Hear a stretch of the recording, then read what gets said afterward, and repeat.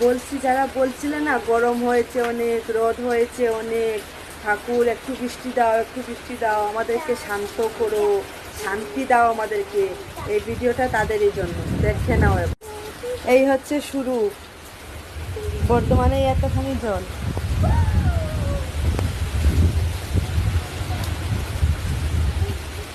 বাকিটা দেখাচ্ছে, আরো বাকি আছে।